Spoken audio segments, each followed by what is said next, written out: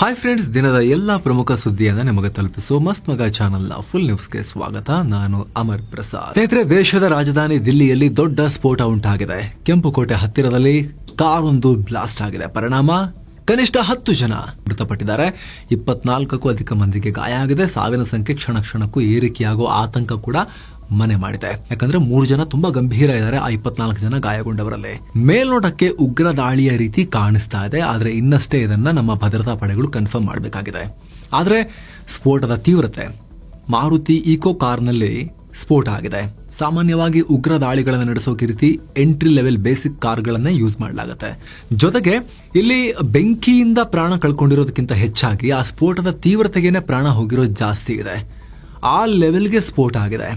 ಆ ಸ್ಫೋಟದ intensity ಅಷ್ಟಿದೆ. Car ಇಲ್ವೇ ಇಲ್ಲ, ಪೀಸ್ ಆಗಿ ದೂರಕ್ಕೆ ಚದರಿ ಬಿದ್ದಿದೆ. ಆ ಇಂಟೆನ್ಸಿಟಿ ನೋಡ್ತಾ ಇದ್ರೆ ಸ್ಫೋಟಕ ತುಂಬಿದ್ರ ಕಾರ್ಗೆ ಅನ್ನೋ ಪ್ರಶ್ನೆಗಳು ಈಗ ಮೂಡ್ತಾ ಇದೆ. ಆ ಕಾರ್ ಪೀಸ್ ಆಗಿರೋದು ಮಾತ್ರ ಅಲ್ಲ, ಅಕ್ಕಪಕ್ಕದ 8 ಕಾರುಗಳು ಪುಡಿಯಾಗಿವೆ. ಸ್ವಲ್ಪ ದೂರದಲ್ಲಿದ್ದ ಮನೆಗಳಿಗೆ, ಗೋಡೆಗಳಿಗೂ ಕೂಡ ಡ್ಯಾಮೇಜ್ ಆಗಿದೆ. ಸ್ಟ್ರೀಟ್ ಲೈಟ್ಸ್ ಎಲ್ಲ ಆಫ್ ಆಗಿದೆ, ಒಡೆದು ಹೋಗಿದಾವೆ. ಶಬ್ದ ಕೂಡ ದೂರಕ್ಕೂ ಕೇಳಿಸಿದೆ. ಜನಸಂದಣಿ ಇರೋ ಕೆಂಪುಕೋಟೆಯ ಮೆಟ್ರೋ ಸ್ಟೇಷನ್ ಗೇಟ್ 1 ಸಮೀಪದಲ್ಲಿ ಈ ಘಟನೆಯಾಗಿದೆ. ಓಲ್ಡ್ ಡೆಲ್ಲಿಯ ಹಾರ್ಟ್ ಅಂತ ಈ ಏರಿಯಾವನ್ನ ಪರಿಗಣಿಸಲಾಗುತ್ತೆ. ದಿಲ್ಲಿ ಪೊಲೀಸರು ಸ್ಥಳಕ್ಕೆ ದೌಡಾಯಿಸಿ ಪರಿಶೀಲನೆ ನಡೆಸ್ತಾ ಇದ್ದಾರೆ. ಎನ್ಎಸ್ಜಿ ಉಗ್ರ ವಿರೋಧಿ ಕಾರ್ಯಾಚರಣೆಗಳಲ್ಲಿ ಬಳಕೆಯಾಗೋ ಎನ್ಎಸ್ಜಿ ತಂಡ ಕೂಡ ದೌಡಾಯಿಸಿದೆ. ಎನ್ಐಎ ಕೂಡ ಸ್ಥಳಕ್ಕೆ, ಉಗ್ರ ಕೃತ್ಯಗಳನ್ನು ತನಿಖೆ ಮಾಡೋ ಎನ್ಐಎ ಕೂಡ ಸ್ಥಳಕ್ಕೆ ದೌಡಾಯಿಸಿದೆ.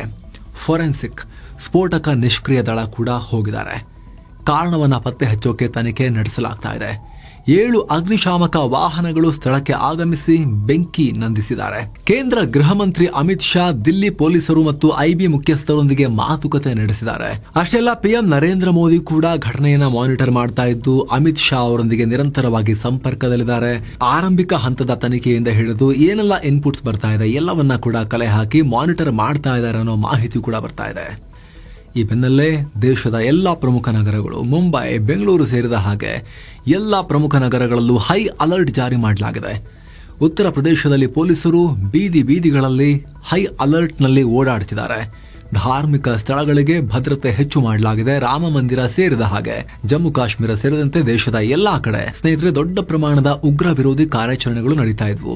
ಇವತ್ತೊಂದೇ ದಿನ ನೀವು ಬೆಳಗಿನಿಂದ ನೋಡ್ತಾ ಇದ್ದೀರಿ, ಬರೀ ಉಗ್ರ ನಿಗ್ರಹ ಕಾರ್ಯಾಚರಣೆದೇ ಸುದ್ದಿ ಬರ್ತಾ ಇತ್ತು ಬ್ಯಾಕ್ ಟು ಬ್ಯಾಕ್. ಹರಿಯಾಣ ಸಮೀಪ ಅಂತೂ 350 ಕೆಜಿಗೂ ಅಧಿಕ RDX ಮತ್ತು 100 ಕೆಜಿಗೂ ಅಧಿಕ ಅಮೋನಿಯಂ ನೈಟ್ರೇಟ್ ಎಲ್ಲ ಸ್ಫೋಟಕ ಮಾಡಕ್ ಬೇಕಾಗಿರೋ ಸಾಮಗ್ರಿ ಪತ್ತೆಯಾಗಿತ್ತು, ಸೀಸ್ ಮಾಡಿದ್ರು. ಕಾಶ್ಮೀರದಲ್ಲೂ ಕೂಡ ಉಗ್ರ ಡಾಕ್ಟರ್ಗಳನ್ನ ಹಿಡಿಯಲಾಗಿತ್ತು. ಗುಜರಾತ್ನಲ್ಲೂ ಕೂಡ ಹಿಡಿಯಲಾಗಿತ್ತು. ಲಾಸ್ಟ್ 2 ಡೇಸ್ ನಲ್ಲಿ ಹೆವಿ ಆಪರೇಷನ್ಸ್ ನಡೀತಾ ಇತ್ತು. ಅದರ ಬೆನ್ನಲ್ಲೇ ದೇಶದ ರಾಜಧಾನಿಯಲ್ಲಿ ಕೆಂಪುಕೋಟೆ ಸಮೀಪ ಈ ದೊಡ್ಡ ಸ್ಫೋಟ ಉಂಟಾಗಿದೆ. ಹೀಗಾಗಿ ಇಡೀ ದೇಶದ ಗಮನ ಈ ಕಡೆಗೆ ಹೋಗಿದೆ. ಉತ್ತರಕ್ಕಾಗಿ ಇಡೀ ದೇಶ ಕಾಯ್ತಾ ಇದೆ, ಇಲ್ಲಿ ಏನ್ ನಡೆದಿದೆ ಅಂತ ಹೇಳಿ.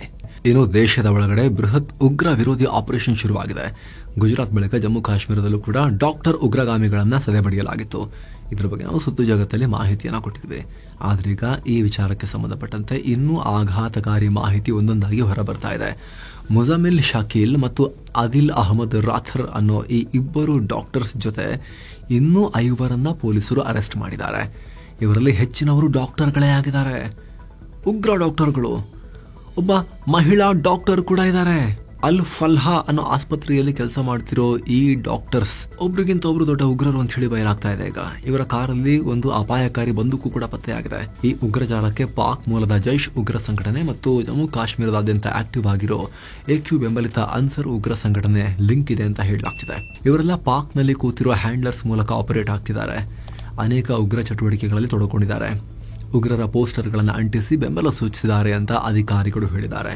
ಅಲ್ಲದೆ ಬಹಿರಂಗವಾಗಿ ಜೈಷ್ ಉಗ್ರಗಾಮಿಗಳನ್ನು ಹಾಡಿ ಹೊಗಳಿರುವವರು ಕೂಡ ಇದ್ದಾರೆ. ಇನ್ನು ಇದೇ ಕೇಸ್ಗೆ ಸಂಬಂಧಪಟ್ಟಂತೆ ಹರಿಯಾಣದ ಫರೀದಾಬಾದ್ನಲ್ಲಿ ನಡೆದ ಕಾರ್ಯಾಚರಣೆ ವೇಳೆ ಉಗ್ರನ ಮನೆಯಲ್ಲಿ ಬರೋಬ್ಬರಿ 2900 ಕೆಜಿ ತೂಕದ ಸ್ಫೋಟಕ ತಯಾರಿಸುವ ಮೆಟೀರಿಯಲ್ ಲಭ್ಯ ಆಗಿದೆ. ಇದರಲ್ಲಿ 350 ಕೆಜಿಗೂ ಅಧಿಕ RDX, 106 KG ammonium nitrate, 20 timers, 12 suitcase, ಮತ್ತೊಂದು ಬಕೆಟ್ನಲ್ಲಿ ಸ್ಫೋಟಕ ದ್ರವ್ಯ, 4 ಬ್ಯಾಟರಿ, ರಿಮೋಟ್, ವಾಕಿಟಾಕಿ ಸೆಟ್, ಅತ್ಯಾಧುನಿಕ ಬಂದೂಕುಗಳು ಮತ್ತು ಮದ್ದುಗುಂಡುಗಳೆಲ್ಲ ಸಿಕ್ಕಿವೆ. ಒಂಥರ ಉಗ್ರ ಗೋಡೌನೇ ಸಿಕ್ಕಿದೆ. ಗೋದಾಮೆ ಮಾಡ್ಕೊಂಡಿದ್ರು ಉಗ್ರಲ್ಲಿ. ಏನ್ ಮಾಡಕ್ ಹೊರಟಿದ್ರು ದೇಶದಲ್ಲಿ ಅನ್ನೋ ಆತಂಕ ಮನೆ ಮಾಡಿದೆ. ಜೊತೆಗೆ ಸ್ಫೋಟಕಗಳನ್ನು ಹೇಗೆ ತಯಾರಿಸಬೇಕು ಅನ್ನೋ ಕುರಿತು ಬುಕ್ಲೆಟ್, ಮ್ಯಾಗಝೀನ್ಸ್ ಕೂಡ ಸಿಕ್ಕಿವೆ. ಇದನ್ನೆಲ್ಲ ರಿಕವರ್ ಮಾಡ್ಕೊಂಡು ತನಿಖೆ ನಡೆಸ್ತಾ ಇದ್ದಾರೆ. ಮತ್ತೊಂದ್ ಕಡೆ ಪಶ್ಚಿಮ ಬಂಗಾಳದ ಮುರ್ಷಿದಾಬಾದ್ನಲ್ಲೂ ಕೂಡ ಕಚ್ಚಾ ಸ್ಫೋಟಕಗಳು ಸಿಕ್ಕಿವೆ. ಮುರ್ಷಿದಾಬಾದ್ನ ಕೃಷಿ ಭೂಮಿಯಲ್ಲಿ ಪತ್ತೆಯಾಗಿದೆ. ಪೊಲೀಸರು ಇದನ್ನ ಕೂಡ ರಿಕವರ್ ಮಾಡ್ಕೊಂಡಿದ್ದಾರೆ. ಈ ಘಟನೆಯಿಂದಲೂ ಅಲ್ಲಿ ಮುರ್ಷಿದಾಬಾದ್ನ ಭಾಗದಲ್ಲೂ ಕೂಡ ಭಯದ ವಾತಾವರಣ ನಿರ್ಮಾಣ ಆಗಿದೆ. ಎಲ್ಲರೂ ಹೈ ಅಲರ್ಟ್ ನಲ್ಲಿದ್ದಾರೆ. ಸದ್ಯ ಸ್ಫೋಟಕಗಳನ್ನ ಅಲ್ಲಿಗೆ ತಂದಿಟ್ಟಿದ್ ಯಾರು, ಉದ್ದೇಶ ಏನು ಅಂತ ತನಿಖೆ ನಡೀತಾ ಇದೆ. ಇಡೀ ನ್ಯಾಯಾಂಗ ಮತ್ತು ಕಾನೂನು ವ್ಯವಸ್ಥೆಯನ್ನ ಅಣಕಿಸ್ತಾ ಇರೋ ಬೆಂಗಳೂರಿನ ಜೈಲ್ ರೆಸಾರ್ಟ್ ಪ್ರಕರಣಕ್ಕೆ ಸಂಬಂಧಪಟ್ಟಂತೆ ದೊಡ್ಡ ಬೆಳವಣಿಗೆಯಾಗಿದೆ. ಪರಪ್ಪನ ಅಗ್ರಹಾರ ಜೈಲಲ್ಲಿ ಉಗ್ರರಿಗೆ ಮೊಬೈಲ್ ಸಿಕ್ಕಿದೆ ಅನ್ನೋ ಸುದ್ದಿ ಹೊರಬಿದ್ದ ಬೆನ್ನಲ್ಲೇ ಎನ್ಐಎ ಅಧಿಕಾರಿಗಳು ಕೇಸ್ಗೆ ನುಗ್ಗಿದ್ದಾರೆ. ಸಿಸಿಬಿ ಕಚೇರಿಗೆ ಬಂದು ಜೈಲಲ್ಲಿ ಯಾವಾಗ ಈ ವಿಡಿಯೋ ರೆಕಾರ್ಡ್ ಮಾಡಲಾಗಿದೆ, ಉಗ್ರರು ಬಳಸ್ತಾ ಇದ್ದ ಫೋನ್ ಸಿಕ್ಕಿದ್ಯಾ ಅನ್ನೋ ಬಗ್ಗೆ ಮಾಹಿತಿ ಪಡಿತಾ ಇದ್ದಾರೆ. ರಾಷ್ಟ್ರೀಯ ಭದ್ರತೆ ವಿಚಾರ ಇದು. ಈ ಹಿಂದಿನ ವರದಿಗಳಲ್ಲಿ ಚರ್ಚೆ ಮಾಡಿದ್ವಿ ನಾವು ಕೂಡ. ಎನ್ಐಎನೇ ಈಗ ನುಗ್ಗಿದೆ. ಇನ್ನೊಂದ್ ಕಡೆ ಈ ಪ್ರಕರಣದಲ್ಲಿ ದರ್ಶನ್ರ ಆಪ್ತ ನಟ ಧನ್ವೀರ್ ರನ್ನ ಬೆಂಗಳೂರಿನ ಸಿಸಿಬಿ ಪೊಲೀಸರು ವಶಕ್ಕೆ ಪಡೆದು ವಿಚಾರಣೆ ನಡೆಸಿದ್ದಾರೆ. ವಿಕೃತಕಾಮಿ ಉಮೇಶ್ ರೆಡ್ಡಿ ಹಾಗೂ ಉಗ್ರರು ಕೈಯಲ್ಲಿ ಮೊಬೈಲ್ ಹಿಡಿದಿರೋ ವಿಡಿಯೋಗಳು ಎಲ್ಲಾ ಕಡೆ ಹರಿದಾಡಿದ್ವು. ಈ ಕುರಿತು ತನಿಖೆ ಮಾಡಿದಾಗ ಇದನ್ನ ದರ್ಶನ್ ಆಪ್ತ ನಟ ಧನ್ವೀರ್ ರಿಲೀಸ್ ಮಾಡಿಸಿದ್ದಾರೆ ಅನ್ನೋ ಅನುಮಾನದ ಮೇಲೆ ಪೊಲೀಸರು ವಿಚಾರಣೆ ನಡೆಸಿದ್ದಾರೆ. ಧನ್ವೀರ್ ಮೊಬೈಲ್ ಫೋನ್ ಅನ್ನ ವಿಧಿವಿಜ್ಞಾನ ಪ್ರಯೋಗಾಲಯಕ್ಕೆ ಕಳಿಸಿ ಚೆಕ್ ಮಾಡ್ತಿದ್ದಾರೆ. ಅತ್ತ ಧನ್ವೀರ್ ಕೂಡ ನನಗೆ ಆತ್ಮೀಯರೊಬ್ಬರು ಈ ವಿಡಿಯೋವನ್ನ ಶೇರ್ ಮಾಡಿದ್ರು, ನಾನು ಯಾರಿಗೂ ವಿಡಿಯೋ ಕಳಿಸಿಲ್ಲ ಅಂತ ಪೊಲೀಸರ ಮುಂದೆ ಹೇಳ್ಕೊಂಡಿದ್ದಾರಂತೆ. ಹೀಗಾಗಿ ಧನ್ವೀರ್ ಬಳಿ ಆರೋಪಕ್ಕೆ ತಕ್ಕಂತೆ ಇದುವರೆಗೆ ಯಾವುದೇ ವಿಡಿಯೋ ಸಾಕ್ಷ್ಯ ಪತ್ತೆಯಾಗಿಲ್ಲ. ಮತ್ತೆ ಕರೆದಾಗ ವಿಚಾರಣೆಗೆ ಬನ್ನಿ ಅಂತ ಹೇಳಿ ಅವರನ್ನ ಪೊಲೀಸರು ಕಳಿಸ್ಕೊಟ್ಟಿದ್ದಾರೆ. ಅಂದಹಾಗೆ ದರ್ಶನ್ಗೆ ದಿಂಬು ಹಾಸಿಗೆ ಕೊಡುವಂತೆ ಕೋರ್ಟ್ಗೆ ಅರ್ಜಿ ಹಾಕಿದ್ದ ದರ್ಶನ್ ಪರ ವಕೀಲರು ವಿಚಾರಣೆ ವೇಳೆ ಬೇರೆ ಕೈದಿಗಳಿಗೆ ವಿಶೇಷ ಸವಲತ್ತೆಲ್ಲ ಕೊಡ್ತಾ ಇದ್ದೀರಾ, ದರ್ಶನ್ರಿಗೆ ಮಾತ್ರ ಯಾಕೆ ರೀತಿ ಮಾಡ್ತಾ ಇದ್ದೀರಾ ಅನ್ನೋ ಪ್ರಶ್ನೆ ಕೇಳಿದ್ರು. ಅದರ ಬೆನ್ನಲ್ಲೇ ದರ್ಶನ್ರ ಅಭಿಮಾನಿಗಳು ಹೌದು ನಮ್ಮ ಬಾಸ್ಗೆ ಮಾತ್ರ ಯಾಕೆ ಈ ತರ ಸ್ವಾಮಿ ಅಂತ ಕೇಳಿದ್ರು. ಇದರ ಬೆನ್ನಲ್ಲೇ ದರ್ಶನ್ರ ಆಪ್ತ ಧನ್ವೀರ್ ಜೈಲಲ್ಲಿ ಕೈದಿಗಳಿಗೆ ವಿಶೇಷ ಫೆಸಿಲಿಟಿ ಕೊಡ್ತಿರೋ ವಿಡಿಯೋವನ್ನ ವೈರಲ್ ಮಾಡಿದ್ದಾರೆ ಅನ್ನೋ ಆರೋಪ ಬಂತು. ಅದಕ್ಕೆ ವಿಚಾರಣೆಗೆ ಒಳಪಟ್ಟಿದ್ದಾರೆ. ಇನ್ನು ಪರಪ್ಪನ ಅಗ್ರಹಾರದಲ್ಲಿ ಮೊಬೈಲ್ ಬಳಕೆ ಸಂಬಂಧ 3 ಅಧಿಕಾರಿಗಳ ವಿರುದ್ಧ ಕ್ರಮ ತಗೊಂಡಿದ್ದೀವಿ ಅಂತ ಗೃಹ ಮಂತ್ರಿ ಜಿ ಪರಮೇಶ್ವರ್ ಹೇಳಿದ್ದಾರೆ. ಈ ಜೈಲಿನ ಮುಖ್ಯ ಅಧೀಕ್ಷಕ ಸುರೇಶ್ ರನ್ನ ವರ್ಗಾವಣೆ ಮಾಡಿದ್ದೀವಿ. ಜೈಲು ಅಧೀಕ್ಷಕ ಮ್ಯಾಗೇರಿ ಮತ್ತು ಸಹಾಯಕ ಅಧೀಕ್ಷಕ ಅಶೋಕ್ ಭಜಂತ್ರಿ ಅವರನ್ನ ಅಮಾನತು ಮಾಡಲಾಗಿದೆ. ಈ ಘಟನೆ ಬಗ್ಗೆ ಉನ್ನತ ಮಟ್ಟದ ತನಿಖೆಗೆ ನಾವು ಕಮಿಟಿ ರಚನೆ ಮಾಡಿದ್ದೇವೆ. ಕಾನೂನು ಸುವ್ಯವಸ್ಥೆ ವಿಭಾಗದ ಎಡಿಜಿಪಿ ಆರ್ ಹಿತೇಂದ್ರ ನೇತೃತ್ವದಲ್ಲಿ ಸಂದೀಪ್ ಪಾಟೀಲ್, ಅಮರನಾಥ್ ರೆಡ್ಡಿ, ರಿಷಂತ್ ರನ್ನ ಒಳಗೊಂಡ ಕಮಿಟಿ ರಚಿಸಿದ್ದೇವೆ. ಇದಕ್ಕೆ 1 ತಿಂಗಳ ಒಳಗಡೆ ವರದಿ ಕೊಡಬೇಕು ಅಂತ ಸೂಚನೆ ಕೊಟ್ಟಿದ್ದೇವೆ. ಪರಪ್ಪನ ಅಗ್ರಹಾರ ಸೆಂಟ್ರಲ್ ಜೈಲಲ್ಲಿ 5,000 ಕೈದಿಗಳಿದ್ದು ಅಪರಾಧಿಗಳು ಮತ್ತು ವಿಚಾರಣಾಧೀನ ಕೈದಿಗಳೆಲ್ಲ ಒಟ್ಟಿಗೆ ಇರ್ತಾರೆ. ಹೀಗಾಗಿ ಜೈಲುಗಳ ಮೇಲೆ ನಿಗಾ ಇಡೋಕೆ ಕಮಾಂಡ್ ಸೆಂಟರ್ ಸ್ಥಾಪನೆ ಮಾಡೋಕೆ ನಿರ್ಧಾರ ಮಾಡಿದ್ದೇವೆ. 15 ದಿನಗಳ ಒಳಗೆ ಇದು ಶುರುವಾಗುತ್ತೆ. ಹಾಗೆ ಇನ್ನು ಮುಂದೆ ಜೈಲಿನ ಮುಖ್ಯಸ್ಥರನ್ನಾಗಿ IPS ಆಫೀಸರ್ಗಳನ್ನ ನೇಮಕ ಮಾಡಲಾಗುತ್ತೆ ಅಂತ ಪರಮೇಶ್ವರ್ ಹೇಳಿದ್ದಾರೆ. ಅಷ್ಟೇ ಅಲ್ಲ, 5 ವರ್ಷ ನಂತರ ಜೈಲಿನ ಅಧಿಕಾರಿಗಳ ವರ್ಗಾವಣೆ ಕಡ್ಡಾಯ ಆಗುತ್ತೆ. ಒಂದೇ ಕಡೆ ಕೆಲಸ ಮಾಡಿದ್ರೆ ಅವರು ಪ್ರಭಾವ ಬೀರೋ ಸಾಧ್ಯತೆ ಇರುತ್ತೆ. ಹೀಗಾಗಿ ಈ ಕ್ರಮ ತಗೊಂಡಿದ್ದೀವಿ. ಹಾಗೆ ಕಾರಾಗೃಹ ಇಲಾಖೆಯಲ್ಲಿ ಖಾಲಿ ಇರೋ ಹುದ್ದೆಯ ಭರ್ತಿಗೆ ನಿರ್ದೇಶನ ಕೊಡಲಾಗಿದೆ. ಕೆಪಿಎಸ್ಸಿ ಮೂಲಕ ಅಧಿಕಾರಿಗಳು, ಸಹಾಯಕ ಅಧೀಕ್ಷಕರು ಸೇರಿದ ಹಾಗೆ 1000 ಸಿಬ್ಬಂದಿ ನೇಮಕಾತಿಗೆ ಕ್ರಮ ತಗೋತೀವಿ ಅಂತ ಸಚಿವರು ಹೇಳಿಕೆ ಕೊಟ್ಟಿದ್ದಾರೆ. ಇನ್ನು ಪರಪ್ಪನ ಅಗ್ರಹಾರ ಜೈಲಲ್ಲಿ ಕೈದಿಗಳು ಡ್ಯಾನ್ಸ್ ಮಾಡಿದ ವಿಡಿಯೋ ವೈರಲ್ ಆದ ಹಿನ್ನೆಲೆಯಲ್ಲಿ ಪರಪ್ಪನ ಅಗ್ರಹಾರ ಠಾಣೆಯಲ್ಲಿ 4 ದೂರು ದಾಖಲಾಗಿದೆ. ಸಸ್ಪೆಂಡ್ ಆಗಿರೋ ಜೈಲಿನ ಅಧೀಕ್ಷಕ ಮ್ಯಾಗೇರಿ ಅವರೇ ಕಂಪ್ಲೇಂಟ್ ಕೊಟ್ಟಿದ್ದಾರೆ. ಈ ಸಂಬಂಧ ಜೈಲಿನಲ್ಲಿ ತಟ್ಟೆ, ಡ್ರಮ್ ಬಾರಿಸಿ ಡ್ಯಾನ್ಸ್ ಮಾಡಿದ್ದ ಸಜಾ ಕೈದಿ ಪ್ಯಾಟ್ರಿಕ್ ವಿರುದ್ಧ FIR ಆಗಿದೆ. ಇನ್ನು ಇದೇ ಪರಪ್ಪನ ಅಗ್ರಹಾರ ಜೈಲಿನಲ್ಲಿ ಈ ಎಣ್ಣೆ ಪಾರ್ಟಿಗೆ ಸಂಬಂಧಪಟ್ಟಂತೆ ಕೈದಿಗಳದ್ದು ಒಂದಷ್ಟು ಬೇರೆ ಬೇರೆ ಥಿಯರಿಗಳನ್ನ ಕೊಡ್ಲಾಗ್ತಿದೆ. ಸ್ಪಷ್ಟ ಇಲ್ಲ. ಇದು ಮದ್ಯದ ಬಾಟ್ಲಿಲಿ ಅದು ಮದ್ಯನೇ ಅಲ್ಲ, ಅದು ಮೂತ್ರ ತುಂಬಿಸಿ ಗ್ಲಾಸಿಗೂ ಅದನ್ನೇ ಹಾಕೊಂಡು ಬಿಂಬಿಸಿರೋದು ಅಂತೆಲ್ಲ ಹೇಳ್ತಾ ಇದ್ದಾರೆ. ಆದ್ರೆ ನಾವು ಕೇಳೋದು, ಗ್ಲಾಸ್ ಎಲ್ಲಿಂದ ಬಂತು? ಮೂತ್ರ ಹುಯ್ಬೋದು, ಗ್ಲಾಸನ್ನು ಹುಯ್ಯಕ್ಕಾಗತ್ತಾ? ಬಾಟಲ್ನೇನಾದ್ರೂ ದೇಹದಿಂದ ಹೊರಗೆ ಹುಯ್ಯಕ್ಕಾಗತ್ತಾ? ಬಾಟಲ್ ಎಲ್ಲಿಂದ ಬಂತು ಮದ್ಯದ್ದು? ಬಾಟಲ್ಲೇ ಬಂದಿದೆ ಅಂದಮೇಲೆ ಅದರಲ್ಲಿ ಮದ್ಯನೂ ಬರ್ಬೋದಲ್ವಾ? ಖಾಲಿ ಬಾಟ್ಲ್ ತಗೊಂಡ್ಬಂದಿದ್ರೆ ಹೊರಗಡೆ ಮೂತ್ರ ಹುಯ್ಯಕ್ಕೆ. ಅದಕ್ಕೆ ಏನೇನೋ ಥಿಯರಿಗಳನ್ನ ಬಿಡ್ತಾ ಇದ್ದಾರೆ. ಸ್ಪಷ್ಟತೆ ಇಲ್ಲ ಅದಕ್ಕೆ ಸಂಬಂಧಪಟ್ಟಂತೆ. ನೋಡಬೇಕು. ಸುಮ್ಮನೆ ಮುಖ ಮುಚ್ಕೊಳ್ಳೋಕೋಸ್ಕರ ಈ ರೀತಿ ಅಧಿಕಾರಿಗಳು, ಸರ್ಕಾರದವರು ಈ ರೀತಿ ಕತೆ ಹರಡ್ತಾ ಇದ್ದಾರಾ? ಇನ್ನೂ ಕ್ಲಿಯರ್ ಆಗಬೇಕು ಈ ವಿಚಾರ. ಮತ್ತೊಂದು ಕಡೆ ಈ ಜೈಲಿನಲ್ಲಿ ಕೈದಿಗಳಿಗೆ ಸವಲತ್ತು ಕೊಡ್ತಿರೋ ವಿಚಾರದ ಕುರಿತು ಕೇಂದ್ರ ಸಚಿವ HD ಕುಮಾರಸ್ವಾಮಿ ರಾಜ್ಯ ಸರ್ಕಾರದ ವಿರುದ್ಧ ವಾಗ್ದಾಳಿ ಮಾಡಿದ್ದಾರೆ. ಈ ಹಿಂದೆ ಹಿರಿಯ ಅಧಿಕಾರಿಗಳ ನಡುವೆ ಜಗಳ ಆದಾಗ ದೊಡ್ಡ ರಾಜಕೀಯ ಆಗಿತ್ತು. ವಿಧಾನಸೌಧದಲ್ಲೇ ಉಗ್ರರನ್ನ ಇಟ್ಟುಕೊಂಡು ಪರಪ್ಪನ ಅಗ್ರಹಾರದ ಬಗ್ಗೆ ಏನ್ ಚರ್ಚೆ ಮಾಡ್ತೀರಾ ಅಂತ HDಗೆ ಅಸಮಾಧಾನ ಹೊರ ಹಾಕಿದ್ದಾರೆ. ಅಥವಾ ವಿಪಕ್ಷ ನಾಯಕ R ಅಶೋಕ್ ಮಾತನಾಡಿ, ದರ್ಶನ್ ಜೈಲಲ್ಲಿ ಧೂಮಪಾನ ಮಾಡಿದ್ದಕ್ಕೆ ಸುಪ್ರೀಂ ಕೋರ್ಟ್ ವರೆಗೆ ಹೋಗಿ ಅವರ ಬೇಲ್ ಕ್ಯಾನ್ಸಲ್ ಮಾಡ್ಕೊಂಡ್ ಬಂದ್ರಿ, ದರ್ಶನ್ ಹಿಂದೂ ಅದಕ್ಕೆ ಹೀಗೆ ಮಾಡಿದ್ರು. ಇವರು ಇದಕ್ಕೂ ಇಲ್ಲಿ ಧರ್ಮ ತಗೊಂಡ್ಬಂದಿದ್ದಾರೆ ಇವರು ಬಿಜೆಪಿಯವರು. ದರ್ಶನ್ ಹಿಂದೂ ಅದಕ್ಕೆ ಹೀಗೆ ಮಾಡಿದ್ದಾರೆ, ಅದೇ ಮುಸ್ಲಿಮರ ವಿಚಾರದಲ್ಲಿ ಸರ್ಕಾರ ಹೀಗೆ ಮಾಡಲ್ಲ. ಉಗ್ರರಿಗೆ ಜೈಲಲ್ಲಿ ಫೋನ್ ಎಲ್ಲ ಕೊಟ್ಟಿದ್ದಾರೆ, ಅವನು ಯಾವ್ಯಾವ ದೇಶದ ಭಯೋತ್ಪಾದಕರಿಗೆ ಕಾಲ್ ಮಾಡಿದಾನೋ ಗೊತ್ತಿಲ್ಲ. ಹೀಗಾಗಿ ಎಲ್ರಿಗೂ ಒಂದೇ ಕಾನೂನು ಇರಬೇಕು. ಈಗ ಸುಪ್ರೀಂ ಕೋರ್ಟಿಗೆ ಹೋಗ್ಲಿ ನೋಡೋಣ, ಮುಸ್ಲಿಮರನ್ನ ಮುಟ್ಟಿದ್ರೆ ಪ್ರಮೋಷನ್ ಸಿಗಲ್ಲ ಅಂತೇಳಿ ಹೆದರಿದ್ದಾರೆ. ಹೀಗಾಗಿ ಯಾವ ಸ್ಟೇಷನ್ನಲ್ಲೂ ಅವ್ರ ಮೇಲೆ ಕೇಸ್ ಆಗಲ್ಲ. ಪರಪ್ಪನ ಅಗ್ರಹಾರದಲ್ಲಿ ಮುಸ್ಲಿಮರಿಗೆ ಉಗ್ರರಿಗೆ ಎಲ್ಲ ಸೌಲಭ್ಯ ಕೊಡಲಾಗ್ತಿದೆ ಅಂತ ಹೇಳಿ ಆರೋಪ ಮಾಡಿದ್ದಾರೆ. ಆ ಮೂಲಕ ರೇಣುಕಾಸ್ವಾಮಿ ಕೊಲೆ ಪ್ರಕರಣದ ಆರೋಪಿ ದರ್ಶನ್ ರನ್ನ ಬರೀ ಕೈದಿಯಲ್ಲ, ಹಿಂದೂ ಕೈದಿ ಮಾಡಿಬಿಟ್ಟಿದ್ದಾರೆ ಆರ್ ಅಶೋಕ್ ಅವರು. ಅಲ್ಲದೆ ಈ ಸಂಬಂಧ ನಾನು ಕೇಂದ್ರ ಹಾಗೂ ರಾಜ್ಯದ ಗೃಹ ಸಚಿವರಿಗೆ ಹಾಗೂ NIAಗೆ ಪತ್ರ ಬರಿತೀನಿ ಅಂತ ಕೂಡ ಹೇಳಿದ್ದಾರೆ ಇವರು. ಏನೋ ಸ್ನೇಹಿತರೆ, ನಿಮ್ಮ ಲೈಫ್ಗೆ ವ್ಯಾಲ್ಯೂ ಆಡ್ ಮಾಡಬಹುದಾದ ಎಕ್ಸ್ಕ್ಲೂಸಿವ್ ಮೆಂಬರ್ ಓನ್ಲಿ ಕಾಂಟೆಂಟ್ ಗಳನ್ನ ನೋಡೋಕೆ ಮತ್ತು ಲೈವ್ ಇಂಟರಾಕ್ಷನ್ ಅಲ್ಲಿ ಪಾಲ್ಗೊಳ್ಳೋಕೆ ಹಾಗೂ ನಮ್ಮ ಚಾನಲ್ಗೆ ನಿಮ್ಮ ಬೆಂಬಲವನ್ನ ಕೊಡೋಕೆ ನೀವು ಕೂಡ ವಿಡಿಯೋ ಕೆಳಗಿರೋ ಜಾಯಿನ್ ಬಟನ್ ಮೂಲಕ ಮಸ್ತ್ ಮಗ ಪ್ರೀಮಿಯಂ ಮೆಂಬರ್ಸ್ ಆಗಬಹುದು. ಆಸಕ್ತರು ಕನ್ಸಿಡರ್ ಮಾಡಿ. ಬನ್ನಿ ಕಂಟಿನ್ಯೂ ಮಾಡೋಣ ಸ್ನೇಹಿತರೆ. ಇಡೀ ದೇಶದಲ್ಲಿ ಒಂದೇ ಮಾತರಂ ಗೀತೆ ವಿಚಾರ ದೊಡ್ಡ ವಿವಾದ ಹುಟ್ಟಿಸಿರೋ ಟೈಮ್ನಲ್ಲಿ, ರಾಷ್ಟ್ರಗೀತೆನ ಬದಲಾಗಬೇಕು ಅಂತೆಲ್ಲ ಚರ್ಚೆ ನಡೀತಿರೋ ಹೊತ್ತಲ್ಲಿ UP CM ಯೋಗಿ ಆದಿತ್ಯನಾಥ್ ದೊಡ್ಡ ಘೋಷಣೆ ಮಾಡಿದ್ದಾರೆ, ಆದೇಶ ಹೊರಡಿಸಿದ್ದಾರೆ. ಉತ್ತರ ಪ್ರದೇಶದ ಎಲ್ಲ ಶಾಲೆ ಮತ್ತು ವಿದ್ಯಾಸಂಸ್ಥೆಗಳಲ್ಲಿ ಒಂದೇ ಮಾತರಂ ಹಾಡೋದನ್ನ ಕಡ್ಡಾಯ ಮಾಡಿ ಆದೇಶ ಹೊರಡಿಸಿದ್ದಾರೆ. ರಾಷ್ಟ್ರಗೀತೆ ಒಂದೇ ಮಾತರಂ ಬಗ್ಗೆ ಗೌರವದ ಭಾವನೆ ಎಲ್ಲರೂ ಹೊಂದಬೇಕು. ನಾವೀಗ ಈ ಗೀತೆಯನ್ನ ಎಲ್ಲ ಶಾಲೆ ಮತ್ತು ಶಿಕ್ಷಣ ಸಂಸ್ಥೆಗಳಲ್ಲಿ ಕಂಪಲ್ಸರಿ ಮಾಡ್ತೀವಿ. ಇಂಥ ಒಳ್ಳೆ ಗೀತೆ ವಿರುದ್ಧ ಸಮಾಜವಾದಿ ಪಾರ್ಟಿಯ ಸಂಸದರು ಮತ್ತೆ ಪ್ರತಿಭಟನೆ ಮಾಡಿದ್ದಾರೆ. ಇದೇ ವ್ಯಕ್ತಿಗಳು ಭಾರತದ ಸಮಗ್ರತೆಯ ಶಿಲ್ಪಿ ಸರ್ದಾರ್ ವಲ್ಲಭ ಭಾಯ್ ಪಟೇಲ್ರ ಜನ್ಮದಿನದ ವಾರ್ಷಿಕೋತ್ಸವವನ್ನು ಕೂಡ ಸ್ಕಿಪ್ ಮಾಡಿದ್ದಾರೆ. ಅಟೆಂಡ್ ಆಗಲ್ಲ ಇವರು. ನಾಚಿಕೆ ಬಿಟ್ಟು ಜಿನ್ನಾಗೆ ಗೌರವ ಕೊಡೋ ಈವೆಂಟ್ ನಲ್ಲಿ ಇವ್ರು ಹೋಗಿ ಪಾಲ್ಗೊಂಡಿದ್ದಾರೆ. ಇನ್ನು ಮುಂದೆ ಭಾರತದಲ್ಲಿ ಮತ್ತೊಬ್ಬ ಜಿನ್ನ ಜನ್ಮ ತಾಳೋಕೆ ಸಾಧ್ಯನೇ ಇಲ್ಲ. ಇನ್ನು ಮುಂದೆ ಯಾರಾದರೂ ನಮ್ಮ ರಾಷ್ಟ್ರೀಯ ಸಮಗ್ರತೆಯನ್ನ ಪ್ರಶ್ನೆ ಮಾಡಿದ್ರೆ ಅಂಥದೊಂದು ನಿರ್ಧಾರ ಬೇರು ಬಿಡೋ ಮುನ್ನವೇ ಹೂತ್ ಹಾಕಬೇಕು. ಹಿಂದೆ 1896ರಿಂದ 1922ರವರೆಗೆ ಪ್ರತಿಯೊಂದು ಕಾಂಗ್ರೆಸ್ ಸೆಷನ್ ನಲ್ಲಿ ಒಂದೇ ಮಾತರಂ ಹಾಡ್ತಾ ಇದ್ರು. ಆದ್ರೆ 1923ರಲ್ಲಿ ಮೊಹಮ್ಮದ್ ಜೌಹರ್ ಅವರು ಕಾಂಗ್ರೆಸ್ ಅಧ್ಯಕ್ಷರಾದಾಗ ಎಲ್ಲ ಚೇಂಜ್ ಆಗೋಕೆ ಶುರುವಾಯಿತು. ಒಂದೇ ಮಾತರಂ ಗೀತೆ ಬಂತು ಅಂದ್ರೆ ಇವರು ಅವಾಗ ಸೆಷನ್ ಇಂದ ಹೊರಗೆ ಹೋಗಿ ನಿಂತ್ಕೊಳ್ತಾ ಇದ್ರು, ಅದರಲ್ಲಿ ಭಾಗಿನೇ ಆಗ್ತಿರ್ಲಿಲ್ಲ. ಈ ರೀತಿ ಒಂದೇ ಮಾತರಂಗೆ ವಿರೋಧ ಮಾಡ್ತಿದ್ದ ದುರದೃಷ್ಟಕರ ಸಂಗತಿನೇ ಭಾರತದ ವಿಭಜನೆಗೂ ಕಾರಣ ಆಯಿತು ಆಮೇಲೆ ಅನ್ನೋ ಹೇಳಿಕೆ ಕೊಟ್ಟಿದ್ದಾರೆ. ಅಂದಹಾಗೆ ಒಂದೇ ಮಾತರಂ ಗೀತೆಗೆ 150 ವರ್ಷಗಳು ಪೂರ್ಣಗೊಂಡ ಪ್ರಯುಕ್ತ 1 ವರ್ಷ ಪೂರ್ತಿ ಈ ಆಚರಣೆ ನಡೆಸೋಕೆ ಕಾರ್ಯಕ್ರಮವನ್ನ ಇತ್ತೀಚೆಗೆ PM ನರೇಂದ್ರ ಮೋದಿ ಉದ್ಘಾಟನೆ ಮಾಡಿದ್ರು. ಇದರಲ್ಲಿ ಹಿಂದೂ ದೇವರ ಸಾಲಿತ್ತು, ಅದನ್ನ ಕಾಂಗ್ರೆಸ್ ಪಾರ್ಟಿ ರಿಮೂವ್ ಮಾಡಿಸ್ತು ಅನ್ನೋ ಆರೋಪವನ್ನ ಕೂಡ ಮೋದಿ ಮಾಡಿದ್ರು. ದೊಡ್ಡ ವಿವಾದ ಉಂಟಾಗಿತ್ತು. ನಾವು ಕೂಡ ಇದರ ಸಂಪೂರ್ಣ ಹಿಸ್ಟರಿಯ ಪೂರ್ಣ ಮಾಹಿತಿಯ ವಿಡಿಯೋವನ್ನ ಕೂಡ ಪಬ್ಲಿಷ್ ಮಾಡಿದ್ವಿ. ಏನಿದು, ಇದರ ಇತಿಹಾಸ ಏನೂ ಇಲ್ಲ. ಈಗ ಯೋಗಿ ಆದಿತ್ಯನಾಥ್ ಈ ರೀತಿ ಆರ್ಡರ್ ಮಾಡಿದ್ದಾರೆ. ಇನ್ಮೇಲೆ UPಯಲ್ಲಿ ಇದನ್ನ ಪ್ರತಿ ಶಾಲೆಯಲ್ಲೂ ಕೂಡ ಕಾಲೇಜಲ್ಲೂ ಕೂಡ ಹಾಡಲೇಬೇಕು ಅಂತ. ಇದು ಇಂಪಾರ್ಟೆಂಟ್, ಯಾಕಂದ್ರೆ ಇಡೀ ಭಾರತದಲ್ಲಿ ಅತಿ ದೊಡ್ಡ ಮುಸ್ಲಿಂ ಪಾಪ್ಯುಲೇಷನ್ ಇರೋ ರಾಜ್ಯ ಉತ್ತರ ಪ್ರದೇಶ, 4 ಕೋಟಿ ಜನಸಂಖ್ಯೆ. ಸೊ ಅದೇ ರಾಜ್ಯದಲ್ಲಿ ಈಗ ಯೋಗಿ ಆದಿತ್ಯನಾಥ್ ಒಂದೇ ಮಾತರಂ ಹಾಡಿದ್ರೆ ಏನ್ ಪ್ರಾಬ್ಲಮ್, ಎಲ್ಲ ಶಾಲೆಗಳಲ್ಲೂ ಈ ರಾಷ್ಟ್ರಭಕ್ತಿ ಗೀತೆಯನ್ನ ಹಾಡಲೇಬೇಕು ಅನ್ನೋ ಆದೇಶ ಹೊರಡಿಸಿದ್ದಾರೆ. ಮಹತ್ವದ ಬೆಳವಣಿಗೆಯಲ್ಲಿ ರಾಷ್ಟ್ರೀಯ ಭದ್ರತಾ ಸಲಹೆಗಾರ ಅಜಿತ್ ದೋವಲ್ರ ನಿರ್ದೇಶನದ ಮೇರೆಗೆ ಸೆಕ್ಯೂರಿಟಿ ಏಜೆನ್ಸಿಗಳು ದೊಡ್ಡ ತನಿಖೆ ಶುರು ಮಾಡಿದವೆ. ದಿಲ್ಲಿ ಏರ್ಪೋರ್ಟ್ ನಲ್ಲಿ ನಡೆದಿದೆ ಎನ್ನಲಾದ GPS ಸ್ಪೂಫಿಂಗ್ ಘಟನೆಗಳ ಕುರಿತು ತನಿಖೆ ಶುರು ಮಾಡಲಾಗಿದೆ. GPS ಸ್ಪೂಫಿಂಗ್ ಅಂದ್ರೆ ಒಂದು ರೀತಿ ಸೈಬರ್ ದಾಳಿ. ವಿಮಾನದ ನ್ಯಾವಿಗೇಷನ್ ಸಿಸ್ಟಮ್ಗೆ ಫೇಕ್ GPS ಸಿಗ್ನಲ್ ಅನ್ನ ಕಳಿಸಿ ದಾರಿ ತಪ್ಪಿಸುವ ಪ್ರಯತ್ನ.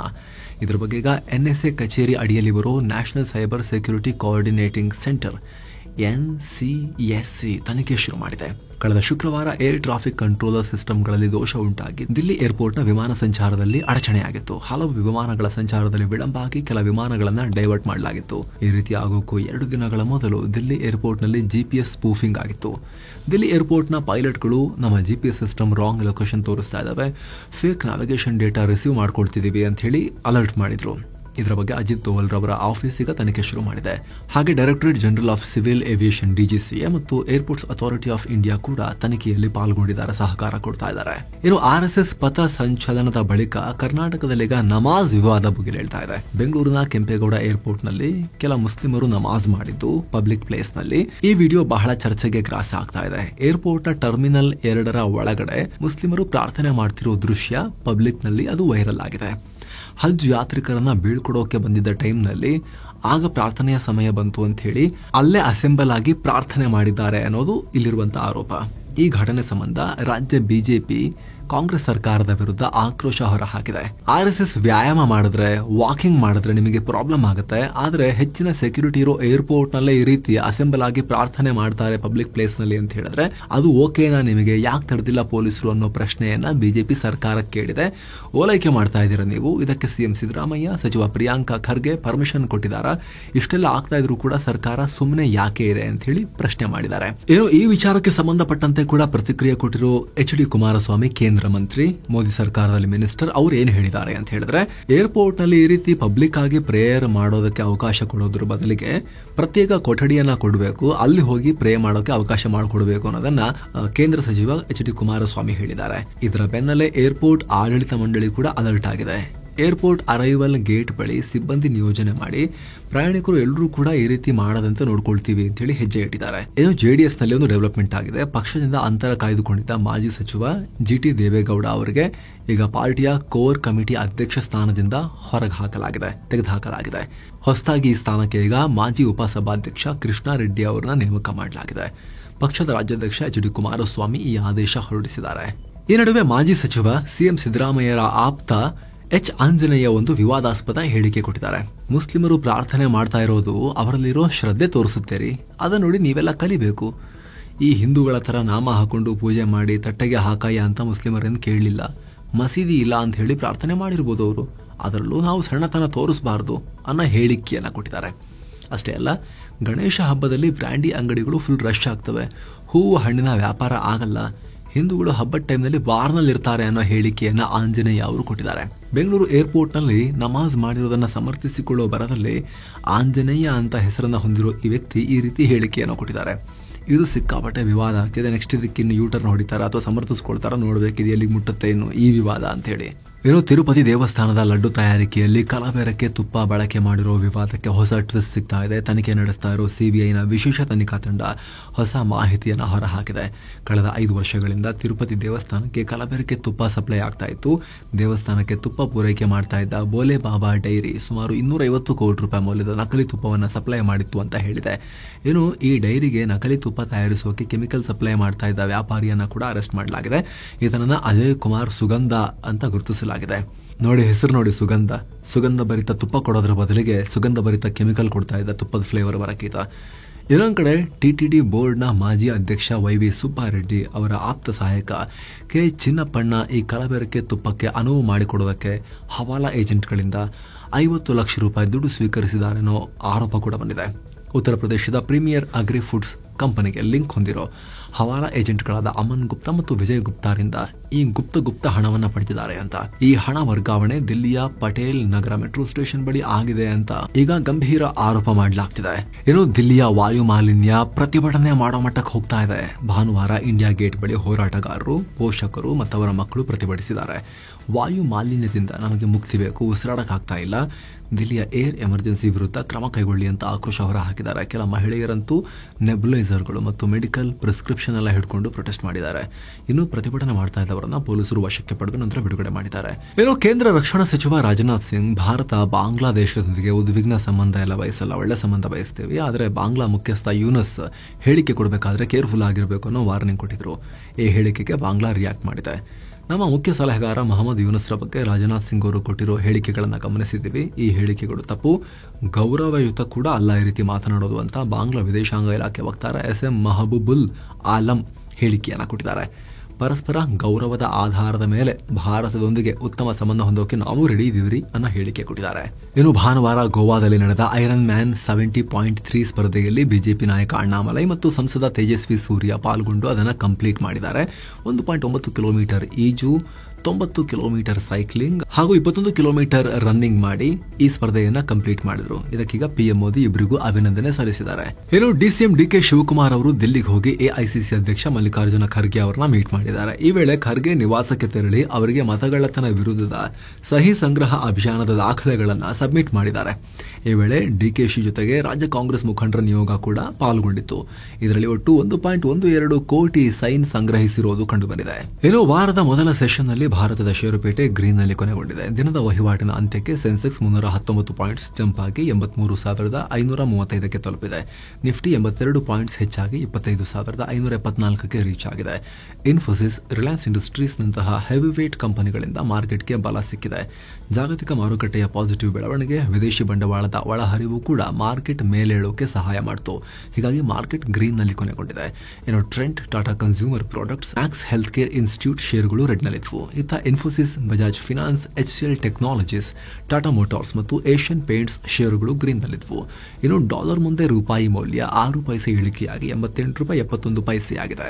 ಇನ್ನು ಚಿನ್ನ ಮತ್ತು ಬೆಳ್ಳಿ ಬೆಲೆ ವಿಚಾರಕ್ಕೆ ಬಂದರೆ 24 ಕ್ಯಾರೆಟ್ನ 10 ಗ್ರಾಂ ಚಿನ್ನದ ಬೆಲೆಯಲ್ಲಿ 2,341 ರೂಪಾಯಿ ಹೆಚ್ಚಾಗಿ 1,22,441 ರೂಪಾಯಿ ಆಗಿದೆ. 22 ಕ್ಯಾರೆಟ್ನ 10 ಗ್ರಾಂ ಚಿನ್ನದ ಬೆಲೆಯಲ್ಲಿ 2,159 ರೂಪಾಯಿ ಹೆಚ್ಚಾಗಿ 1,12,160 ರೂಪಾಯಿ ಆಗಿದೆ. 1 ಕೆಜಿ ಬೆಳ್ಳಿ ಬೆಲೆಯಲ್ಲಿ 3,368 ರೂಪಾಯಿ ಹೆಚ್ಚಾಗಿ 1,51,643 ರೂಪಾಯಿ ಆಗಿದೆ. ಸೊ ಫ್ರೆಂಡ್ಸ್, ಇದಾಗಿತ್ತು ಇವತ್ತಿನ ಫುಲ್ ನ್ಯೂಸ್. ನಾವು ಕುಯ್ದಿಲ್ಲ, ಎಳೆದಿಲ್ಲ, ಕಿರ್ಚಾಡಿಲ್ಲ, ಬರೀ ಸುದ್ದಿಯ ರೀತಿಯಲ್ಲಿ ನಿಮಗೆ ತಲುಪಿಸುವ ಪ್ರಯತ್ನವನ್ನ ಮಾಡಿದ್ದೀವಿ. ನಮ್ಮ ಈ ಪ್ರಯತ್ನ ನಿಮಗೆ ಇಷ್ಟ ಆಗ್ತಾ ಇದೆ, ದಯವಿಟ್ಟು ಸಬ್ಸ್ಕ್ರೈಬ್ ಮಾಡಿ. ಹಾಗೆ ಆಗಲೇ ಹೇಳಿದ ಮಸ್ತ್ ಮಗ ಪ್ರೀಮಿಯಂ ಮೆಂಬರ್ಶಿಪ್ ಅನ್ನ ಆಸಕ್ತರು ವಿಡಿಯೋ ಕೆಳಗಿರೋ ಜಾಯಿನ್ ಬಟನ್ ಮೂಲಕ ಜಾಯಿನ್ ಆಗೋಕೆ ಕನ್ಸಿಡರ್ ಮಾಡಬಹುದು. ಆಗ ಎಕ್ಸ್ಕ್ಲೂಸಿವ್ ಮೆಂಬರ್ ಓನ್ಲಿ ವಿಡಿಯೋಸ್ಗೂ ಕೂಡ ನೀವು ಆಕ್ಸೆಸ್ ಪಡಿಬಹುದು, ಲೈವ್ ಇಂಟರಾಕ್ಷನ್ ಅಲ್ಲೂ ಪಾಲ್ಗೊಳ್ಬಹುದು. ಹಾಗೆ ಈ ಚಾನಲ್ಗೆ ನಿಮ್ಮ ಬೆಂಬಲ ಕೊಟ್ಟಂತೆ ಕೂಡ ಆಗುತ್ತೆ ಇನ್ನಷ್ಟು ಉತ್ತಮ ರೀತಿಯಲ್ಲಿ ಕೆಲಸ ಮಾಡೋಕೆ. ಥ್ಯಾಂಕ್ ಯು ಸೋ ಮಚ್ ಸ್ನೇಹಿತರೆ. ಮತ್ತೆ ಭೇಟಿ ಆಗ್ತಿರೋಣ. ನಮಸ್ತೆ.